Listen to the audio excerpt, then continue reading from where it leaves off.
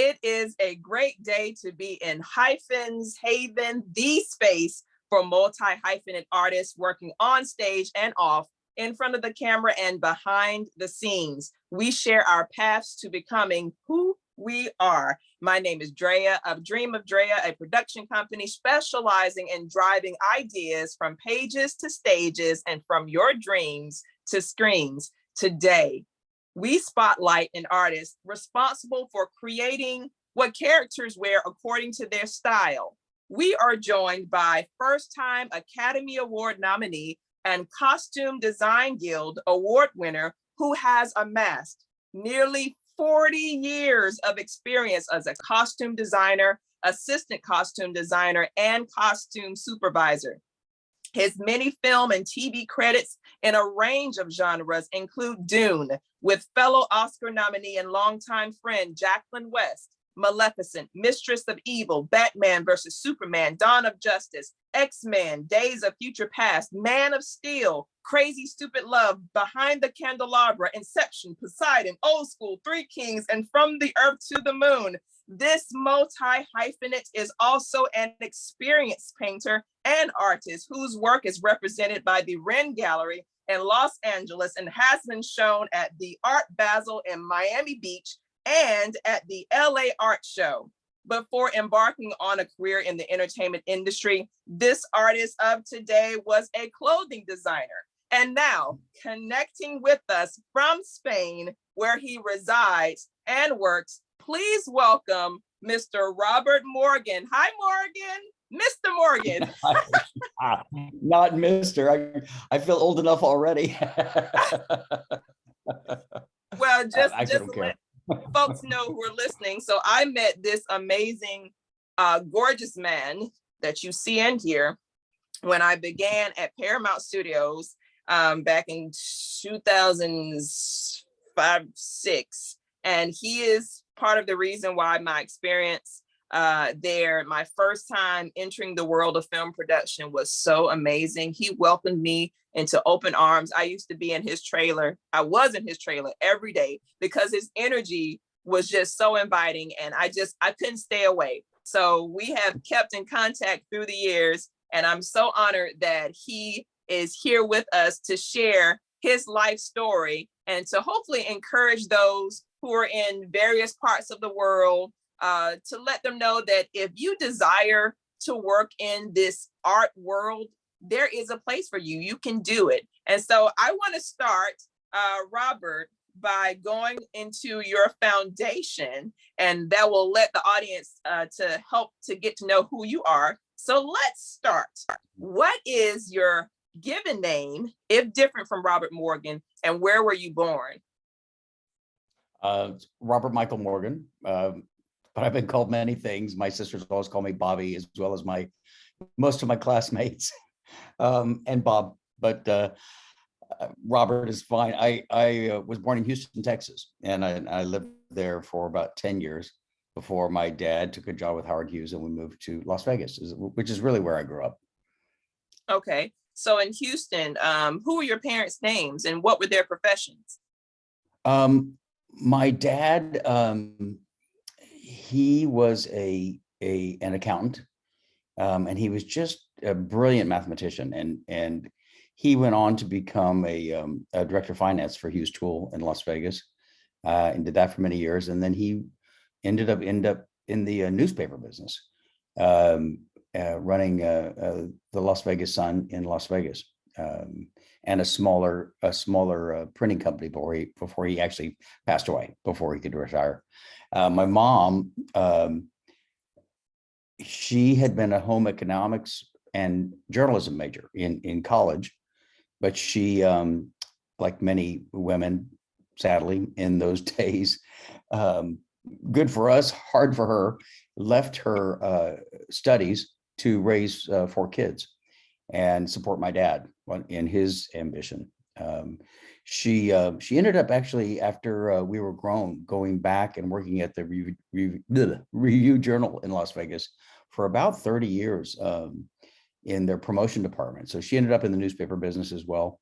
Her father had been a newspaper editor, and so we've always had a uh, I grew up, I thought everybody had 10,000 books in their house and 8 million newspapers because we were all surrounded by it. So that's what they did.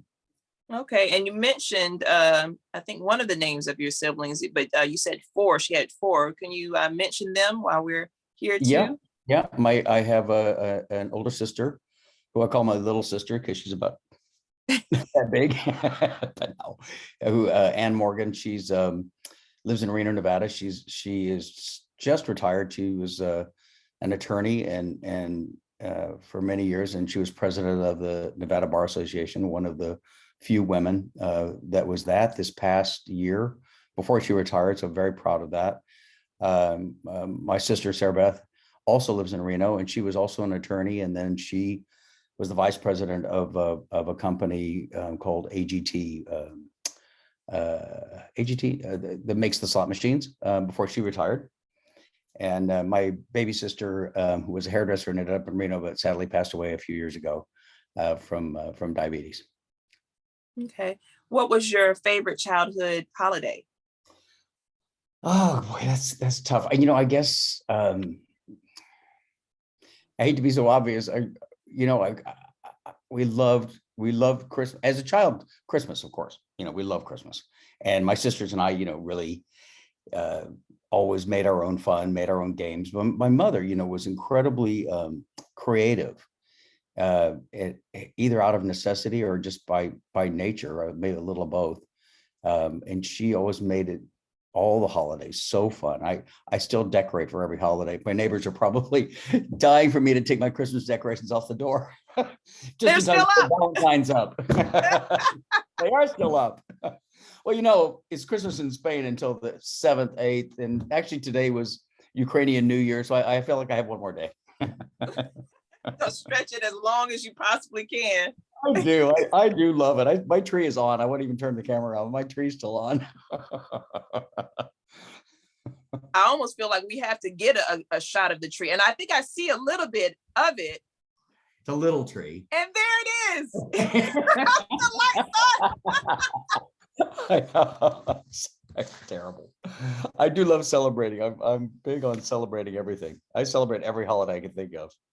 Oh my gosh, you're kindred spirits with me because I love all of the holidays. All of them. If it's not my holiday, I'll just adopt it and celebrate it with you. So now we're going from your time spending with your siblings and your family members, Christmas and all holidays being your favorite, excuse me. So let's talk about your early learning days, your elementary school time. Where did you attend, and who was your favorite teacher from that time? I did glance at what we were going to talk about, but I didn't want to concentrate on it too much. So to be a little bit more spontaneous with this, I went to elementary in two places. I went in Houston, Texas, before we moved, and then again in Las Vegas. I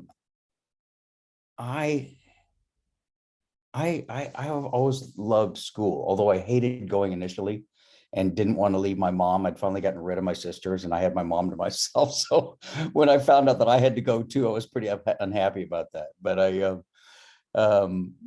have to say, maybe in Las Vegas, I had an amazing choir, and I had really some amazing teachers. It's hard to say one, because I had an amazing homeroom teacher who was an English major, and also amazing choir and band teacher. Probably my favorite memories, I was the Wizard of Oz in the Wizard of Oz in my 5th grade. I have a terrible picture of me, but they actually hoisted me up in a lift that was supposed to be the balloon at the end. There was no OSHA in those days. It's like, put him in, pull him up. If you have a picture of that, I will gladly share it. Oh, I do have a picture. Yes, send some it. Of my classmates shame me with that once in a while.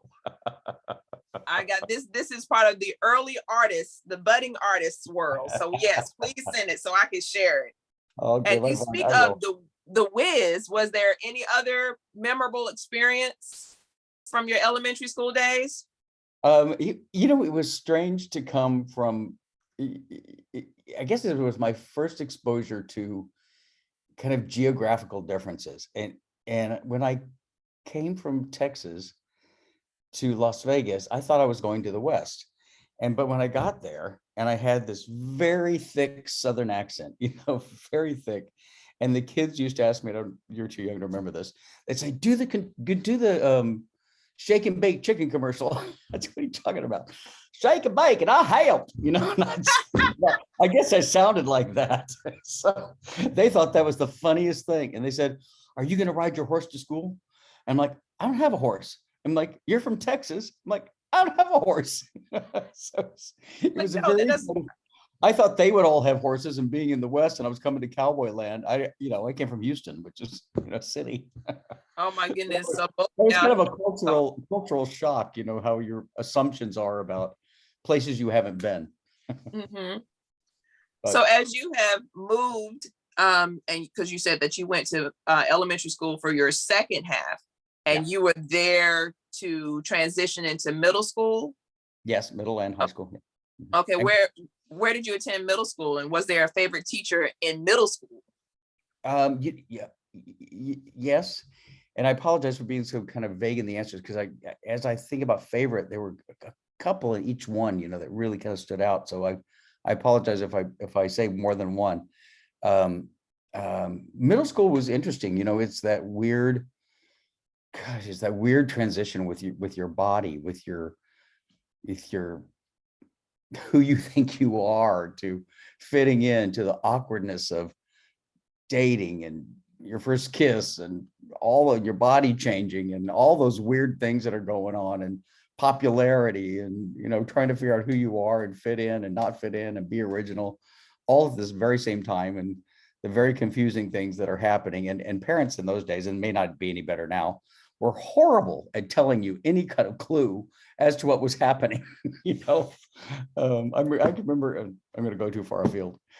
I wouldn't even talk about that yet. Just thinking about my mother's sex advice to me, which was hilarious when I think back on it.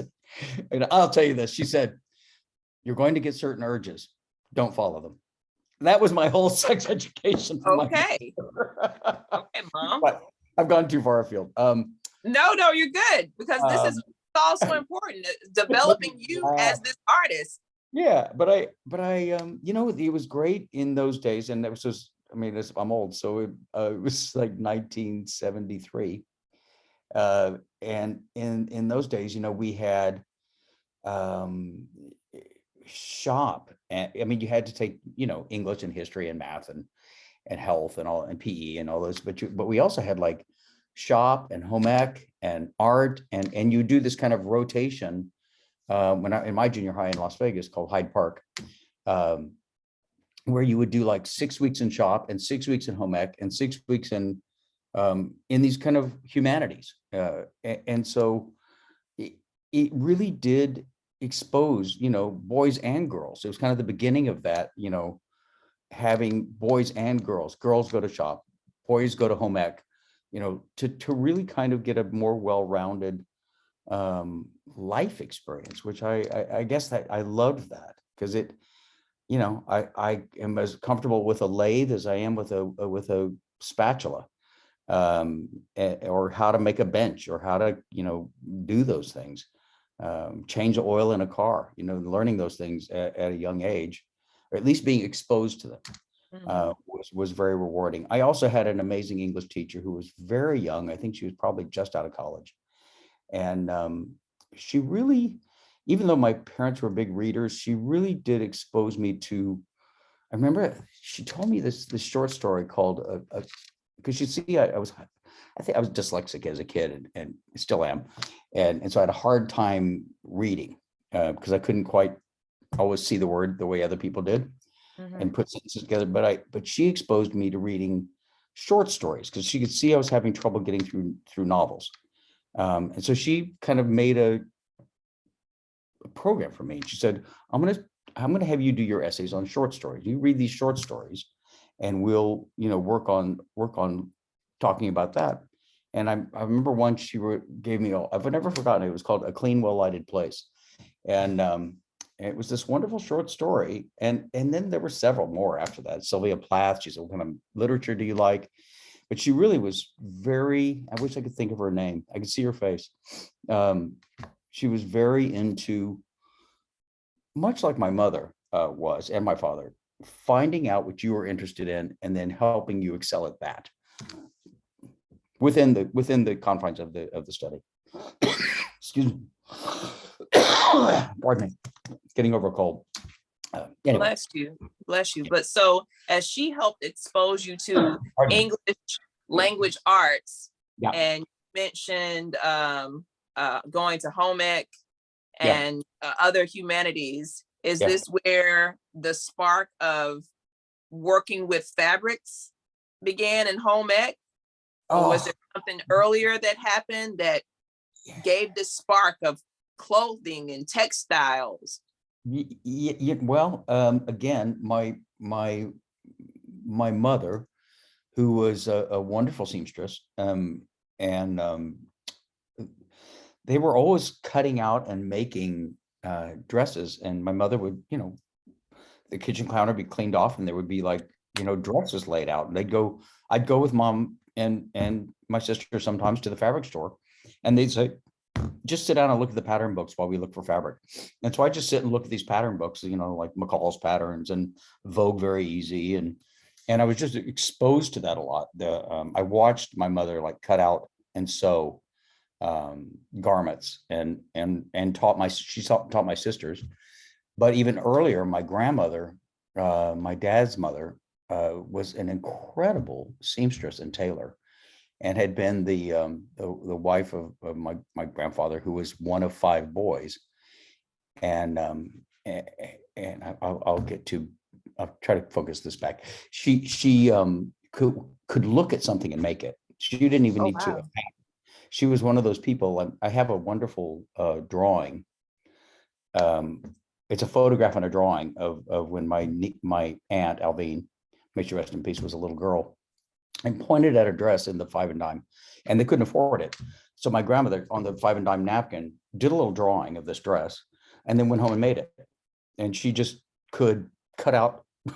She made my grandfather's suits, his top coats. She was an amazing tailor. She made all the girls' wedding dresses. She made everything. All my dad's shirts. I wish I had a lot of them still, because she handmade these shirts for my father and for all the kids. She made their clothes. Made my grandfather's clothes, her clothes. And to bring this back to how it affected me, when we would go visit in the summer, when we were in Houston or in Las Vegas, we'd go visit in the summer, and it was tornado season in Oklahoma.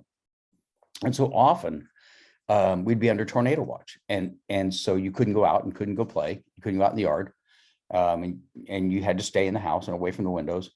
And so she'd say, well, what do you want to do? We played dominoes and we'd play card games. And she said, do you want to learn to sew? And I said, okay. And so she got some felt and some pinking shears. And she showed me how to take a flat piece of felt and cut it kind of into a poncho with sleeves, and then stitch under the arms and, down the sides, cut the front open. And he made a little shirt, or made how to make a little pair of pants. We made them for those little dolls with the long hair. Mm-hmm. We called them wishneck dolls, and some people call them troll dolls.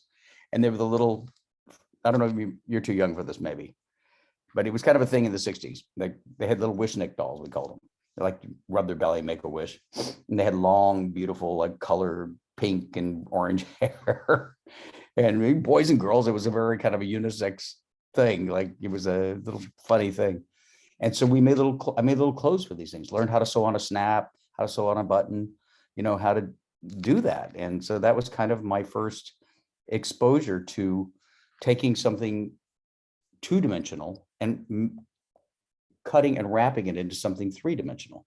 And so that was really the beginning of my fascination kind of with clothing and fabric and things. So out of this fascination of designing for these dolls, and you were in your middle school years, your body is changing. Yes. And you're about to transition into high school. Is this where you are now transitioning out of making these items for dolls into actually putting it on bodies? I'll go back a little bit. That was when I was pretty young. I was probably 8 or 9 when I was doing that. Was your elementary days. Okay. And I really didn't do any of that I kind of walked away from sewing and fabric, but it always had kind of stayed in my mind, understanding it. I really was not sewing or thinking about clothes that much, although I used to love watching like certain TV shows and watching like designers like Bob Mackie and different designers on television. I kind of became aware of that people were designing these costumes for these shows, like Sonny and Cher and Carol Burnett, and the kind of live, variety shows where you really saw costumes. And in my probably late junior high, early high school years, I started to kind of be aware of it, that people actually, somebody was doing that for a living. Okay. So in high school, now that we're in your high school years, do you remember what kind of student you were as you are starting to pick up the arts more and you're still having to study? Like, what kind of student were you? Oh, it was horrible. It was horrible. It was horrible. I mean, I was so kind of shy and nerdy in junior high, and really like, whoa, couldn't figure it out. And then I got to high school and I met some really fun people.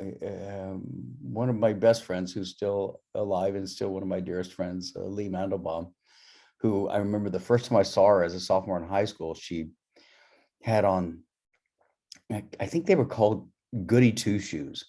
And it was the era of like giant platform shoes. And I'd never seen anybody like her. I walked in and she had on Daisy Duke shorts and seam stockings and these giant red and yellow platform shoes, and her hair pulled up like Betty Grable with a scarf and curls coming out the front and bright red lipstick. And my mouth fell open. I'd never seen it. And I don't know, I just knew I had to know her, and we became, fast friends. And her mom was actually the one of the art teachers in our high school, Clark High. So it was a kind of a fast turnabout, plus I was a terrible student, mostly because I was lazy. I wasn't stupid, I was just lazy and liked having fun more than I liked studying. And I was trying to figure out how I could do things fast just to get the grade and kind of get back to the fun. Right. And so So that was, as you're introduced to this amazing girl with this colorful aesthetic, and so happens her mother is an art teacher. Is this where you started to look at art as painting? Because you are a consummate multi-hyphenate, well, designer and a painter. I did, and along the way, it's such a progression. As you look back, and I do this often in my life, and I kind of turn around and I call it looking back down the road. And as I look back down the road and I see, and I'm talk to a lot of students, and I'm always happy to talk to aspiring students, designers, painters, whoever. I'm really open to that because so many people have helped me so much along the way. I've been so fortunate. But when you look backwards at the road and you say, oh yeah, every piece was necessary and every piece taught me something. It may have not been fun, it may have not been the best experience, but it did bring me to the next step. And I'm trying to get back to your question. I was a terrible student because I was lazy. And so the reason I got into art, and this is going to sound so stupid, but the reason I got into art was in my sophomore year of high school. I was in algebra 2, and I had only survived algebra 1 because the girl in front of me had a crush on me and she used to let me cheat off her paper. And that's how I survived. That's the truth. That's how I survived algebra 1. It never made any sense to me, which was infuriated my father, because I would say X equals, I don't understand what does X equal. I don't understand. And he'd look and he'd go, X is 3.572. How do you not get that? But he could do it in his head. He didn't do all the, the calculations. Oh my goodness. I had no idea.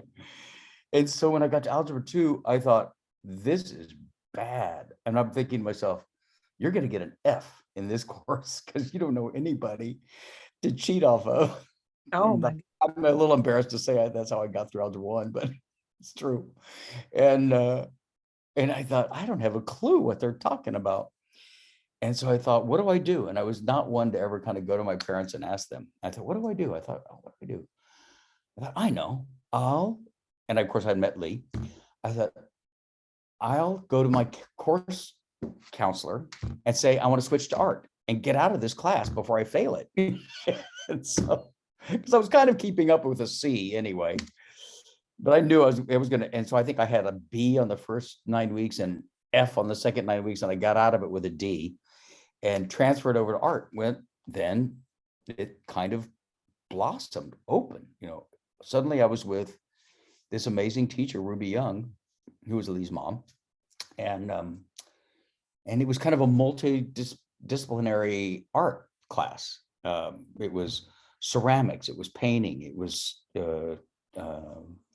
fiber structure, it was sculpture, it was all these things, screen printing. It was the first time I was exposed to screen printing. And I used to screen print I found some of them recently. So I used to love Valentine's Day. So I would because she would screen print her own Christmas cards and showed me how to kind of poor man do it. And so I would screen print Valentine's cards. And so that I really kind of had this wonderful person. She was such an amazing craftsman and creative in so many ways, exposed me to art in many disciplines. And that's how I ended up in art, because I was trying not to fail algebra too. Right, all to get out of math, which is interesting because math is my subject. I mean, I wrote a book on mathematics of acting, so I am not worthy. Math. I took every math possible in my high school. I took math as an extracurricular class. You're my hero. You are my hero. So it's interesting to hear that, like, oh, I loved it. Oh my God! It's okay, because this is the artistic mind that is developing to find a way towards what you really love to do, and you love art. That's where you blossom. So you started as a sophomore after transitioning to escape the evil world of math. And I wasn't evil. I just didn't understand. Gotcha. So as a sophomore, you stayed there in that class throughout the remaining of your high school years. I kept taking different art classes, and through that art class, then I saw that there was like tryouts for a play, and then I met the theater teacher, and so then those two things became probably the most important things in my high school. Was I was in theater and chorus and art, and so those three areas became kind of my driving force in high school. So as a student who is now being introduced to the world of theater, this is your junior year that you were introduced? Well, in my sophomore year, I think I tried out for a play, and I got a part in a play, and then I decided my junior year that I would take theater. Yeah. Okay. So as a theater student, and you're seeing all the departments that are needed to come together, is that something that you did all the time? Because I know some students had to work outside of school, but were you able to just, this is my focus, I'm a student, I'm in theater, and this is where I am? I did. Actually, I'll take that back, because I think I must have gone into theater in my sophomore year, maybe when I made that transition at the mid semester, because I know I was in my sophomore year already doing it, but I was very fortunate. I was able to devote myself. I mean, I always loved working. I was dying to have a job after school, wanted my own money. I couldn't wait to get a job. But I did both. I would do theater and art and chorus, and I got interested in dance, and so I asked my mom. There was no dance, if I could take dance classes, and so there was a woman. Again, I can't think of her name, but I could see her face. had been a dancer in Las Vegas on the Strip, and now was teaching ballet, to lots of mostly kids younger than me. But she had some jazz classes, and I really thought, oh, I would like to dance too. So I started taking dance after school on my own. Wow. I mean, this is a wide range of arts and all of this discipline. That's cool.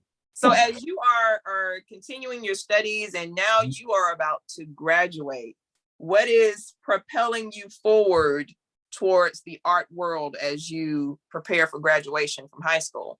Well, I'll step back just a little bit and stop me if I go on too much. I in the latter part of my junior year, and I'd been involved in theater and several plays, and we had to do everything. I'm sure you were in theater in high school, yeah. So Yeah. we had to do everything. We all had to take turns, doing the lighting, doing the off stage, doing we kind of rotated. If you were whoever you were, if you weren't on stage, then you were doing, costumes or sets or lighting, or, we had to learn all those things in a small way. It was small theater, printing the programs, publicity, all that stuff. We had to all kind of jump in. But in the latter part of my senior year, my dad had lost his job, and my mom had kind of sat us down and said, we're going to have to tighten our belts a bit, because we had this amazing life, and we never wanted for anything. I even as kids, I never knew we were poor because my mother was so creative. I never thought about it, because we went from being very poor when we were in Houston to pretty well off when we were in Vegas. But when this came to this kind of point, and my mother said, we have to pull back a little bit, and can't quite spoil you kids the way we have been, and I kind of took that as a sign that I should get a job and stop doing all these extracurricular activities. So I actually left the play I was in and stopped going to theater, and got a job at a hardware store after school, just so I'd have my own money, so I wouldn't have to ask for money. And I wanted to buy a car and things like that. And so I made this kind of switch. So that was my junior year. So my senior year, I really kind of was kind of over high school anyway, and had started taking classes at the university at UNLV, on an audit as a dancer, and taking ballet from Vasily Sulich, who was this amazing ballet teacher, and had kind of gotten exposed to not only these university dance classes, but then to the university art department. And so my senior year, I decided I'm going to audit out. And in those days, you could test out of all your classes. And I was trying to test out and graduate as a junior, and I missed passing my government test by like 2 points. And so my senior year, I had one class at noon, which was government. And I had to go to school for 1 hour a day in high school. But I used the opportunity to go then and take art classes and more dance classes at the university. So when I was a senior in high school, I was actually going to the University of Nevada, Las Vegas. Wow. So So that was after kind of a big thing. that's incredible. That's great that you only had one class as a senior, and yet you were able to audit classes at UNLV. Yeah, I That's did. cool. So as you have your high school degree, and now you're preparing for the next level in your life after high school, did you formally enroll at UNLV, or was there another place that you went to? No, I did. I did enroll, and I was working. A friend of my dad's had helped me get a job at the airlines, and so I worked graveyard shift at the United Flight Kitchen over by the airport. But we were paid really well because we were part of the machinist union, and and so I was paid well, but it was crazy. I had a moped. I didn't even have a car, and I drive my moped like all the way to the airport and back, like at 4 in the afternoon or at 6 in the afternoon, and then I get home at like 3 in the morning and try to sleep a little, and then go to school, and then come home and sleep a little, and then go to work. And so, but it was great. I mean, I had a great life and they were crazy experiences, but they were great, and I had the most amazing art education at UNLV. My painting teacher, who's just passed away this past year, she was 90, and she was we remained good friends for up until her death. An incredible artist named Rita Abbey, who was again another. I mean, if you look her up to this, she was tiny person, and spoke very softly like this. But she was if you saw the massive steel sculptures and enamel, there wasn't one discipline that she didn't know how to do, from wood carving to enamel to ceramics to bronze to painting to stained glass to she was one like an old world's craftsman. She and not little giant paintings. I mean, massive murals and massive paintings and massive sculptures. And she was an incredible, along with, the ceramics teacher. I had Mike McCollum, who had been in the Dome group of ceramics, and can't think of this other gentleman's name, who was the gallerist that taught a gallery class in how to hang a show. And so each of those teachers was so incredible. Tom Holder, who is another, I mean, these all were amazing world-class artists teaching at this very small university. So it was I was pretty spoiled. I understand. So at UNLV, was this where your first major work came into play? You're learning, but working. I guess so.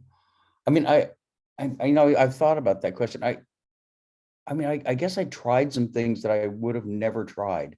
And I didn't, the beauty of being young, which I think is wonderful, is that you don't know you can't do it, so you do. So like nobody says, "Oh, you can't do that," Right. or just try everything. if they do, you don't believe them anyway. So it's like, what do you know? You're old. So I tried everything. I was casting people's bodies, before I even know how to do it. And they said, "Do you know how to do this?" I'm like, "Oh, sure." And I was using dental plaster, which gets so hot, and they're like, "This burns a little." I'm like, "Oh, it'll be fine." Kind of crazy stuff. Just put some makeup on it if it makes a Oh scar. my God. I painted a mural on my apartment wall inside, and I'm thinking later that the owner must have been like, "What the heck?" What is this tenant doing? No, I just did whatever I wanted, and I did kind of let go of the dance thing. I realized finally it's like being a professional athlete. You're either built like that or you're not. It's like Right. there's a point, like you may be good at hockey, but there's a few that are, pick a discipline that you're not going to hit the baseball like, so and so, or dance. So as you are going through your college years, and you have eliminated one of the disciplines, and Yes. you're focusing on your art, where does the design of the clothes come in? Is this in college too, or is this transitioning out of college into the world? It was always a bit in the back of my mind. I don't know. It sounds stupid, doesn't it? But it always kind of sat in the back of my mind, and I had a weird thing. Like I wanted to be in the film business. I remember my dad asking me when I was probably like 16 or so. He said, "What do you want to do?" And I said, "Well, I want to be in the movie business." And he said, "Well, what do you want to do?" I said, "I don't know." I said, "But I want to be in the movie business." And he took me on a father and son trip, and we drove to Los Angeles, and this jumping back to when I was 16, to Los Angeles, and we went to, of course, Disneyland and Lion Country Safari, but he also had made contact with the president of 20th Century Fox, and who, like, when he was still working for Hughes. And so we went to 20th Century Fox, and we got in the golf cart, and he drove us, my dad and I, around the whole lot. And we like went in the soundstage. They were shooting MASH at the time. I got to watch them shoot MASH, and a scene from MASH, and a scene from a show called Room 222, which is, long ago. And Welcome Back, Kotter was shooting at the time with John Travolta's Vinnie Barbarino. So it goes back a bit. But I remember, like, seeing like the New York street, and he said, oh, here's the New York street where they shot Funny Lady, or I think Funny Lady. And here's, where they shot May, and here's like From the Planet of the Apes, and so all these things. And it kind of stuck in my head to jump back to what you said about coming out of college. So there was always this kind of film clothing periphery thing kind of floating in my head. And I, while I was at UCLA, while I was at UNLV, my painting partner at the time, who was one of my dearest friends, who's passed away, but Sam Hogan, she was like a beautiful, she looked like Elizabeth Montgomery. She had like long blonde hair and like great figure, and she's body, and unfortunately smoked, a million cigarettes. But she and I decided we were going to go to UCLA. We said, well, if we're at UNLV and we're doing this well, let's go find a bigger pond to swim in. Not knowing that we were going to be guppies in that big pond. And so we both got full ride scholarships and went off to UCLA as art majors. And she lasted longer than I did. I lasted like a year, and I said, I hate this. I'm leaving and going back to UNLV, where I was being treated like personal attention and personal, like, teachers that knew me and knew my name and cared if I came to class. And but UCLA, while it's wonderful, it is so massive. And I don't know if you went to school there, or No, I went to Georgia Tech. Yeah, so I don't know if it was smaller, right? Yeah, it's a state school, but I I don't think it's as big as UCLA. There were 300 people in some of my classes, and nobody knew you were there. It was such a crazy thing. And it was such a great lesson. Although it was wonderful to get the exposure to Los Angeles, I left and went back to UNLV and went back to this kind of very personal focused education, and really appreciated it, what it was. And I stayed in Las Vegas after that. So I'm coming back around. Time for you to stop. No, it's all connected. I'm seeing it because it all is important. I went back to Las Vegas, and I went back to school, and I needed a job, and I got a job at Joseph Magnan's, which is where the Mirage is now. It was in a very kind of fancy department store before there were many good ones in Vegas, and I sold shoes in the shoe department. And it was kind of my first exposure to women's fashion, dealing with it, and dealing with, kind of having people feel good about putting something on. And through that, then I would see, they say, can you bring shoes up to the dressing room? Mrs. So-and-so is trying on this Oscar de la Renta gown. Can you bring that up? And so I see these like gowns, these Oscar de la Renta gowns, and these really high-end, high-end fashion of the day, Pierre Cardin and Courrèges, and different designers I was starting to see, and French designers that I was starting to see, Charles Jourdan, and seeing this in this store while I was going to school. And suddenly they're going to open a new mall across the street in Las Vegas called the Fashion Show Mall. And I went over, and I was talking to a woman, and she was smoking her cigarettes, because everybody smoked in those days inside. And she says, how would you like to manage my store? And I said, I'm 20. I've never managed a store. She goes, you can do it. I can tell you can. And so I managed this little store called Apropos, and it was a very high-end haute couture boutique where they had kind of one-of-a-kind designers that I'd never come across, like Kenzo and Kenzai and Claude Montana and Courrèges again, and very unique, very small amounts of these clothes were very expensive. And it really did open my eyes, to this amazing world of fashion. And it did parlay into, it was kind of my first realization of clothing and costume as walking sculpture. That you're taking something and wrapping it around a physical form, and then it's moving through space. Much like if you look at a sculpture, that you're able to walk around it, to see it, to touch it, to feel it. And it's occupying space and creating negative space around it. And that was, anyway, I've talked enough, but that was kind of this connection between art and fashion and costume kind of came to a bing.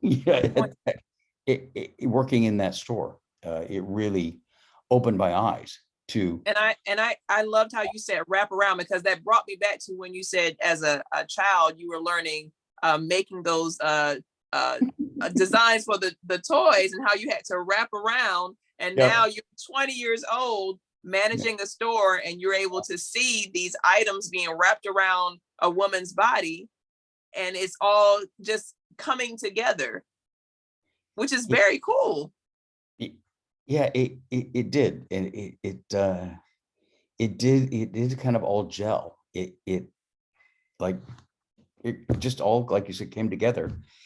But it's always a line of things that are happening in your life. It's never one thing. It's a collection of experiences that lead you to, like, for yourself and probably every artist you talk to. It's never like one thing or one main thing. It's like this series of events in your life that are pulling you through. And it makes sense if you look backwards. It doesn't always make sense to me forwards. You're like, what in the world am I doing? I know, looking forward, like, that was a terrible idea. So how long were you managing the store before you moved on to the next opportunity? Probably a couple of years. And then I kind of realized that I really wanted more than that. And I did not see myself retiring in retail. And it did kind of say, well, I could design these clothes. I can design not these clothes, but I can design clothes. I mean, I see, an opportunity here. And so I had met my partner at the time, and he was in the film business, and he was a costumer, and he happened to be in Las Vegas because the film business was on strike, and it was the writer's strike, I think in 1981. And he and I ended up becoming partners. And he said, I can't stand living in Las Vegas anymore. He grew up there too. He said, I'm going back to California, and I'm going to go back to work. You want to come? I said, yes. Yes, I do. No thought needed. Yeah. And so I moved to Los Angeles. Well, I didn't have a job. I didn't have experience or anything. And then he was working on a TV show, I think, called Riptide, or he'd been on the Love Boat for years. And his grandmother was also a costume supervisor. She had been the costumer for Bewitched and Happy Days, and she was a fiery redhead, those strong, and did what she wanted. And so I was being exposed to that through him. And then I went back into retail because it's what I knew how to do, and sold shoes at Robinson's, which used to be Robinson's, which became May Company. And I thought, well, I hate this so much. And he said, you know what, you're an artist. Why don't you just quit your job? Just go paint, stay home and paint. And we lived in Venice Beach in a little tiny apartment near the beach on Westminster. And so I did. I turned the front room into a studio. And I happened to walk down Main Street one day in Santa Monica and saw this little boutique called Mudra. And they had kind of the diaper pants and the gauze clothing and all that kind of stuff. And they were a very successful company. And Kay and Bob Miller. And they had some kind of rhinestoney kind of painted stuff in their window. And I looked at it and I thought, I could do better than that. And so I bought some t-shirts downtown in Chinatown and bought some like stretch pants and different things that were ready-made garments and took them back to my studio and I painted them. And I took them in her store and she goes, "Oh my God, I love it. Can," and so they sold it right away. And and um and she said, "Can I give you some garments of ours to paint?" And I said, "Sure." And so I started painting their garments. And pretty soon, I was selling tons of stuff in their store. And so I said, "You know what? I'd like to make my own line in conjunction with you. And I will supply you guys clothes. And I'll tell you what, if you guys, because they're a manufacturer, if you'll manufacture the shapes that I want, I'll paint those and I'll not only sell them to you, but I'm going to sell them elsewhere to other boutiques." And so I created this clothing business, Robert Morgan Art, at the time. And so I had this like crazy studio in Marina Del Rey, and that's what I did. What year was this? Probably like 84. No, probably 84, 80, 90, around 90, 1990. 90. So 90s, Robert that's the Morgan mid Art 2000s.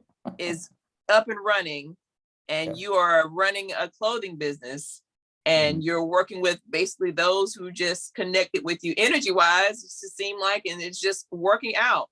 So Yeah. you are working this business, designing, painting clothes.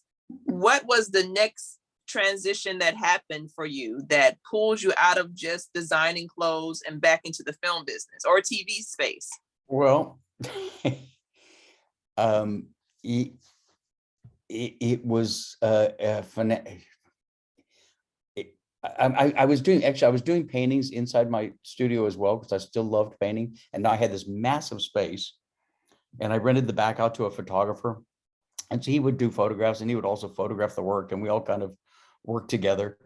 My neighbor came and she helped, put the rhinestones on the clothes and helped me package and all this stuff. But what happened was that it was what I didn't understand about the fashion business, which is why I tend to discourage every young person that says they want to go in the fashion business, is that it's really hard to get paid. It's really hard to get paid unless you're a big company, because they're going to pay Calvin Klein long before they pay you. And it doesn't matter what store. Were notoriously awful. And Barney's used to be one of the worst. And I can say that because they're out of business, they can't sue me. But they were just terrible about paying small vendors. And I found myself I'd borrowed money from my sister, and I found myself with like $100,000 in receivables that I couldn't collect, and owing about 60,000. And I was 25 years old. And my job became calling people every morning to say, "Have you sent the check? Have you sent the check? Have you sent the check?" That became my job.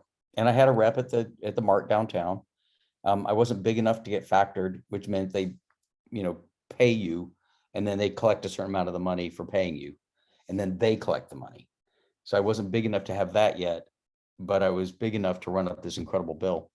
And so that's what happened was I couldn't afford to stay in business anymore. My brother-in-law, God bless him, called me and said, "I'm going to tell you the good news and the bad news." I said, "What's that?" He said, "The good news is if you stop today, you'll stop losing money. The bad news is you have to stop today." And so I liquidated everything I had, and I managed to collect a pretty good portion of the money back. I mean, it took me a little time. But in the meantime, my neighbor, one studio over, was a costumer on a TV show called Life Stories. And we'd gotten to be friends. We'd all go out front and kind of stand in front of our studios and chit chat now and again. And she said, "Do you want to, I'm going to do this TV show. You want to do it with me?" And I said, "I've never done a TV show." She said, "You could do it." She goes, "You have good taste. I've seen what you do. I see what you like. You can do it. It's just like shopping and we'll be fine." And so I said, "Okay, sure." get a paycheck. And I thought, well, that's a good thing. So suddenly I was a costume supervisor. I'd never done anything, on a film set. I'd gone to see my partner on his set a couple of times, and he used to say, here, write up that cleaning. And that's as close as I got to in the trailer, that's as close as I got to the film business. But then she said, oh, yeah, you can do this. And so I made a total ass of myself many times, and didn't know what I was doing.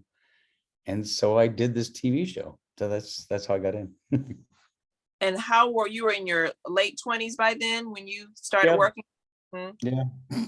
And so from that costume supervising position that you are trial by fire and you are learning as you go, how long did you stay in that role? Or was it just for one season or so, since it's television?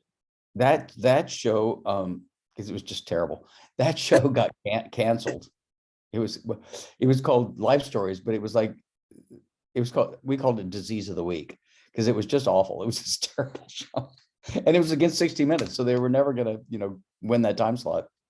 And so it got canceled. And so then I wasn't in the union. I didn't have any experience. She didn't have another job, and I didn't know anybody. And so I thought, wow, what do I do now? And I thought, well, I need to get in the union, I guess, and in the costume union. And so my partner's grandmother, Vi Alford, who was very reluctant to help me because she was pretty hardcore, like, got to know your stuff. And she was pretty tough cookie. But she said, well, you should go to all the costume houses that are union and see if you can get a job. And you go there every Monday at 10 o'clock, not at 9, because they haven't had their coffee. You go at 10 o'clock and you make the round until they get sick of you coming, and somebody may give you a job at a costume house. You can get your 30 days, you can get in the union, then you can work on a TV show, an entry level. And so that's what I did. I literally, in my poor broken down car I had by that point, it was always kind of a mystery whether it was going to make it to the Valley and back. And I live in Venice. It had no air conditioning and no heating. It was like, this poor little Chevy Nova that was had a dent on every side. And I was a sight to see coming, The valets used to go like, oh, no, you can't park here. Go to the back and walk up. Oh no, because they knew they parked the car and never get it started again, so but that's what I did. And I went around and around and around and around and around and finally got a job at American Costume, and got my days in there, and then was hired on a TV show called Homefront by the wonderful Lynn Pallow, who's done Scandal and Bridgerton and show after show. What's the murder? How to Get With Murder? Yeah. West Wing. West Wing.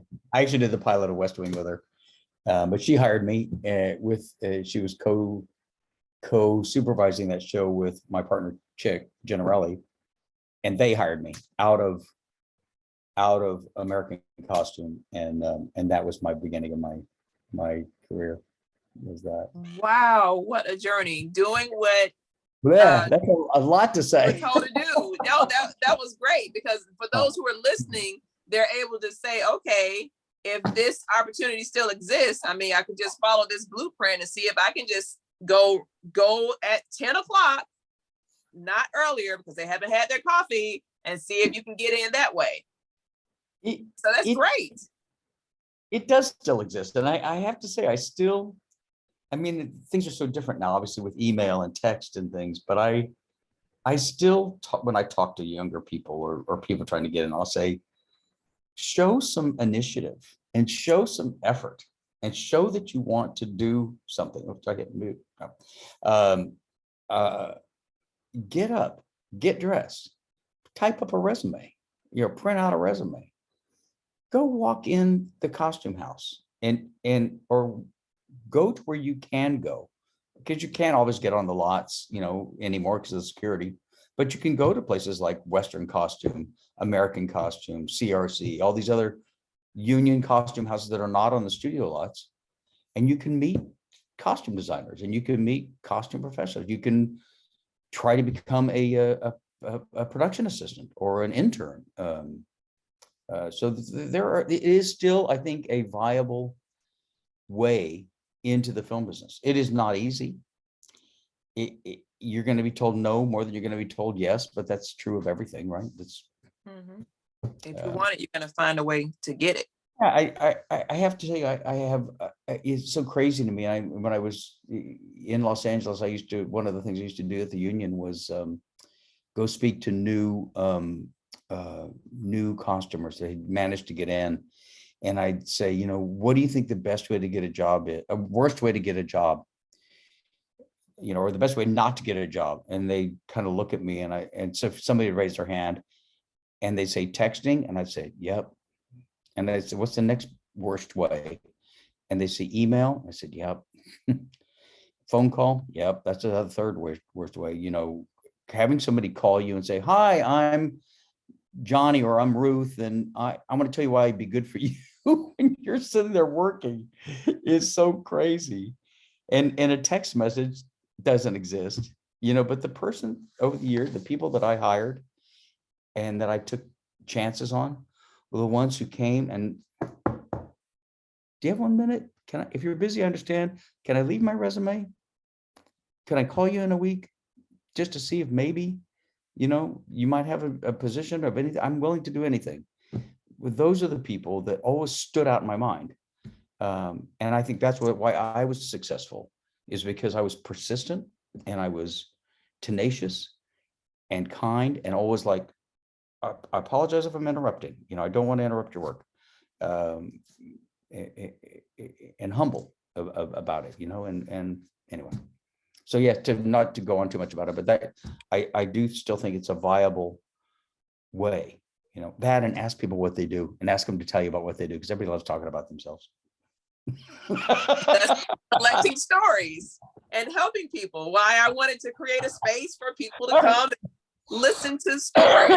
So I'm grateful for you. But now that you are working, blah blah blah, you're working and you are just basically choosing projects. So what dictates your choice to say yes to a project? What makes this project, I'm going to that space? What an incredible gift that is. And I am so, I always say I'm a lucky, grateful bastard. I am so incredibly grateful and so incredibly lucky. The good things that have happened and the other things that have formed my life and brought me to this point. Say it again. What dictates your choice? You to say yes to this project? Right. Okay. Yeah. Right. I was on a grateful moment there. Yeah. See what happens when you get old. Oh. I've always been this way a little. I don't know. It is, number one, the biggest gift in the world to be able to say no and to say yes. I mean, there are points in your life, you've had them, I've had them, I may have them again, where you have to take what's coming, whatever it is, and just make the best of it, because you need the money, or you need the job, or you need the experience, and you don't have, you have obligations you have to meet. And so it may not be your favorite thing, but it's the thing you do, and you make the best of it. But now I think it's it has to be,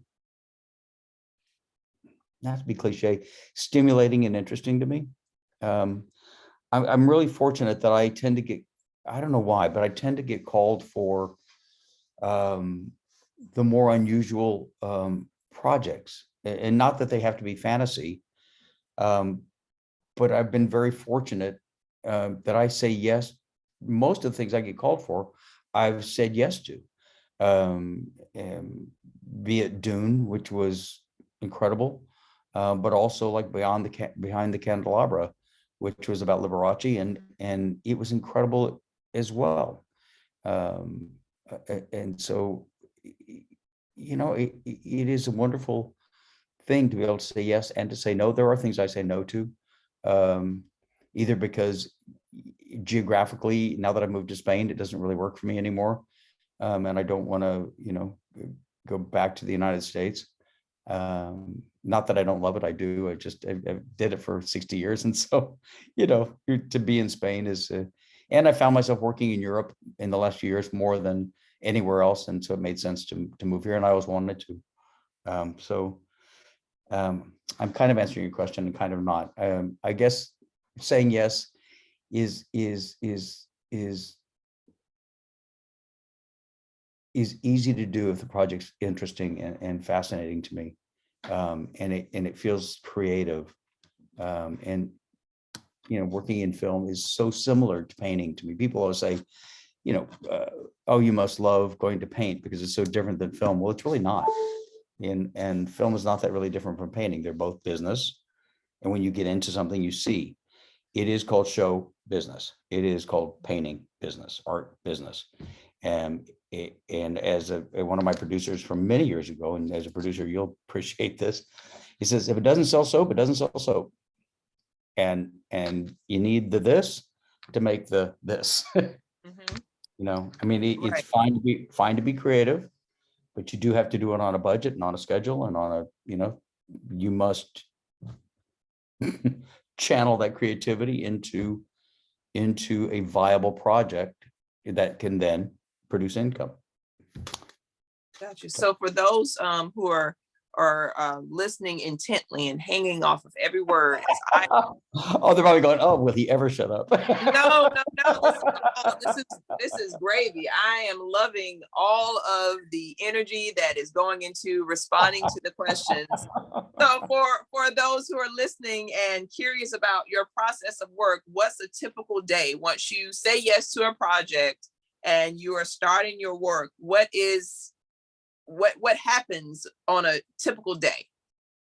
You know, it's always very different, and there are I'd say there's sections, right? You get a job initially, and then we'll talk about film, not about painting, because that's a whole different. We could do another 2 hours on that, and that's a very more internal. What in my head is fighting its way to get out. You know, I always say I have sketchbooks full of drawings that want to be, but that have not fought their way out of me yet. But with film, you know, you take a job or a project, and of course you meet with a director and you producers, and you read the script and get an idea of what they have in mind, and you see what you're going to bring to that and your idea of how that, and if that obviously you get the job because that gels. You know, when you meet with a director, it gels with what they feel and you feel, and you kind of all get on the same page. And then, you know, production tells you, well, you have this many dollars to have that lovely dream. So that's the initial part, is you read it and you meet with the director and the other creatives on the team, the production designer, who, you know, we as costume designers, we are part of the art department. So the production design, set design, the production design is kind of the umbrella over the way the film looks and feels. And then within that umbrella, or within that family, I shouldn't say umbrella, but within that family is the set designer, the costume designer, the makeup, hair, props, set decoration, all of those arts and studies are within that production design. And so you start to meet with all of those people, is initially with the director and the production designer, with the director of photography, who's going to light it and shoot it, and kind of you start to have those meetings. And then, you know, like initially we usually do kind of I'll do like a mood board, or you know, sometimes it just tears out of magazines or things I grabbed on Pinterest or offline. Sometimes I'll make Pinterest boards and say, you know, here are some feelings. I tend to look at a place, depending on where it is, and that kind of is my impetus to how things should look.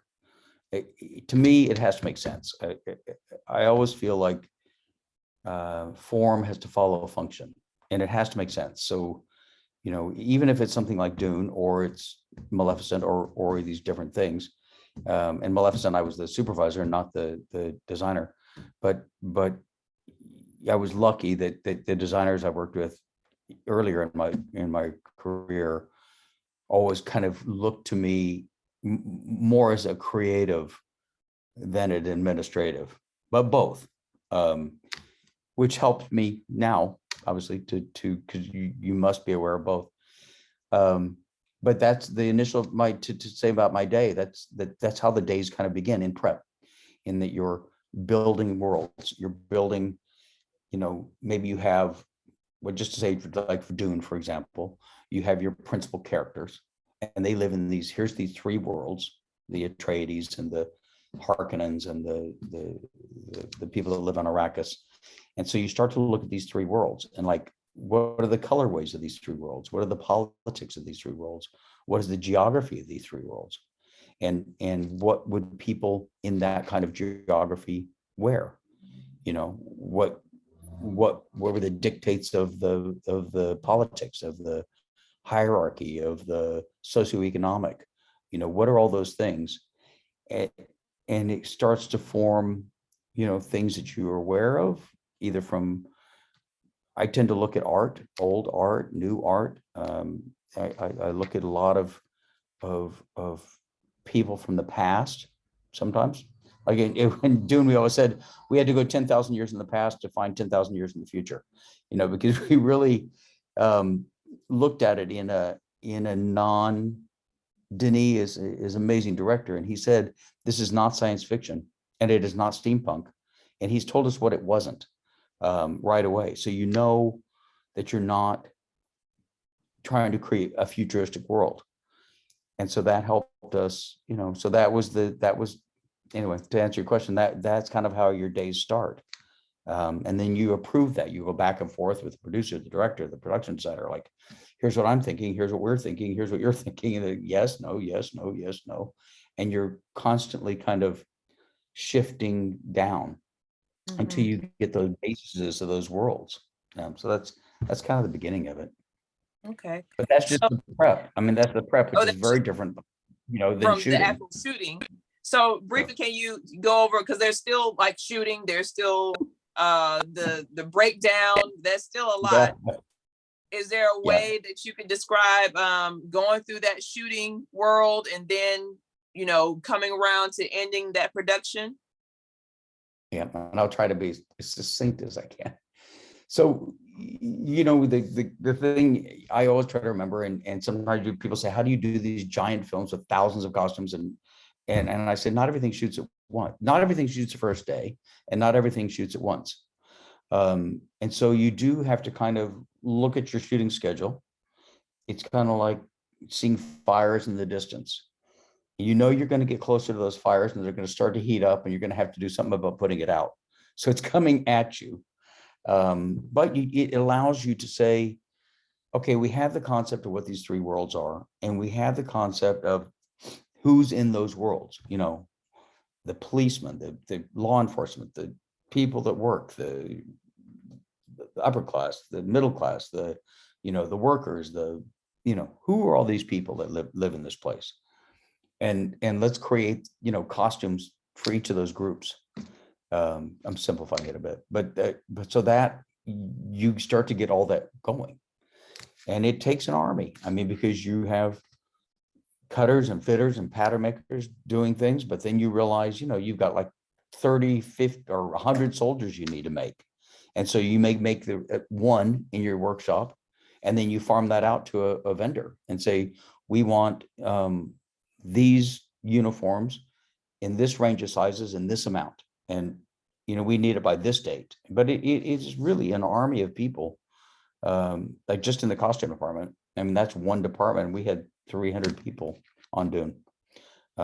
Just, shoppers and people procuring fabric and aging clothes and cutting clothes and making clothes and hat makers and, people printing fabric and, just it goes on and on and on.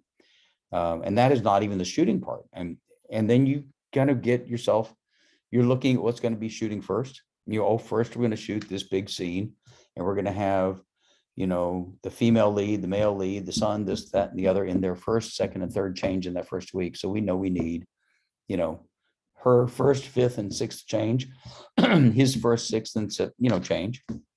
We need the background from this scene, the background from this scene. All that's going to establish first, and that's with that shooting schedule, which You have one on my current project, which tells you when it's going to shoot, which then gives you kind of your game plan of what you need to do first. And also keeping in mind, if things are really complex costumes that are going to take a long time to develop, even if they're shooting way later, that you're also concentrating on those very complicated and difficult things so that you have time to make something that you're happy with and proud of, that you have time to do it. So, and then you start shooting. And once you start shooting, I kind of love it. I mean, people are afraid of it, but I love it because it's like a roller coaster. When you crest the top of that hill and everybody goes, whee, it doesn't stop. It doesn't stop. And suddenly you're shooting and off you go. And then everything just seems to take its own rhythm. You are being pulled along like somebody's skiing behind a boat, and the waves come and you jump and hopefully you stay on your skis, and it takes its own rhythm, and it is wonderful. I love the film business and I love costumes. I love doing this. It's exciting to me. It's scary sometimes, but not scary. It's invigorating. I call it invigorating, not scary, Denise used to say, are you scared? And I'm like, no, too old to be scared. I'm good. I'm gonna rock it out. No, I never said that. I just said no. Oh. No. So they won't be naked unless I tend them to. Yeah, we'll hope that won't happen. So one more question in this section, and we're going to get to the rapid fire round. What is one piece of advice that you would like to give to those who are interested in this space, working in this space? And that's for both painters and costumers, since you do both worlds. Don't be afraid. Don't be afraid. Life is short, and it will end before you know it, and you will regret more what you didn't do than what you did do. I would say that. Don't be afraid. Just try. I love that. And now in this last section, I call the rapid fire round. This is just quick answers to help us get to know even you a little bit more. So challenging for me. You ready? You better have your buzzer ready. Let's go. Dogs or cats? What's again? Dogs or cats? Cats. What book would you give as a gift?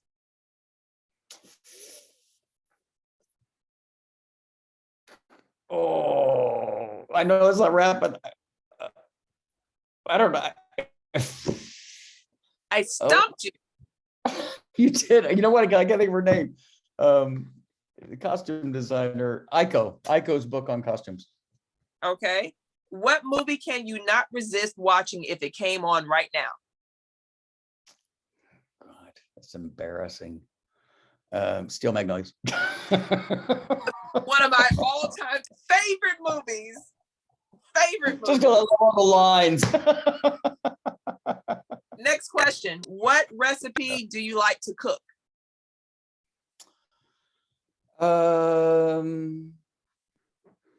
Chicken enchiladas. Okay. What turns you on? Get some gravy too, but it's very Southern. What turns me on? Creativity, especially wild creativity in people. Yeah. Okay. What makes you laugh the most? Myself, mostly. I'm such an idiot. What sound or stupid humor? I hear it. Stupid humor. That makes you so lovable. That's why I love talking to you. What sound or noise do you love? I love the ocean, waves crashing. Okay. What would be your theme song or your ring entrance song when you walk into a room? Oh, God. Uh, I don't know. I don't know. I love that. I love that from Cinderella. Impossible. Impossible. That's a great song. This is the Whitney Houston version. Yeah, it could be. Okay, we'll roll with it. Yeah. If you could choose one superpower, what would it be? Flying. Okay, and you are a flying superhero. Who would be your nemesis? I really detest when people are mean. Not mean people, but I detest when people are mean. I guess the Joker. Okay, all right. You walk into a bar. What do you order to drink? Belvedere martini, straight up with olives, very dry. Okay. Who is your favorite person to follow on social media? You. What?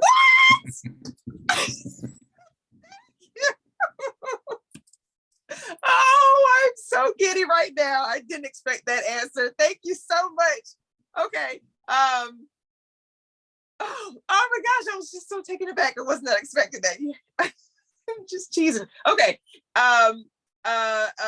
If there was one thing you could change about yourself, what would it be? I would have liked that hair a little bit longer. No, not really. I don't care. I don't know. I don't know. I wish I'd lose weight as fast as I gain it. Guess that's it. I love to eat. That's a wish of many people's dreams. Yeah, I just want to eat this nice size piece of cheesecake and not feel it in my buttocks. So that would be great. God. All right, some final thoughts before we go. What projects are you looking forward to in the future? You're working both, I know, in film, but what about your painting?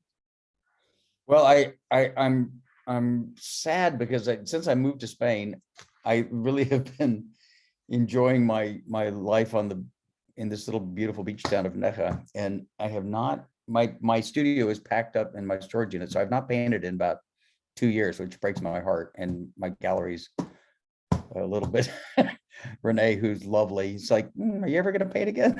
So my goal is to start painting again this year, but I'm also doing a show which I'm very excited about for I can't talk much about it, but it's for Apple, and it'll go to Australia, and so I'll be in Melbourne for a year after March doing this, which kind of funny. I moved to Europe. It was supposed to shoot in England, but now it's in Australia. So.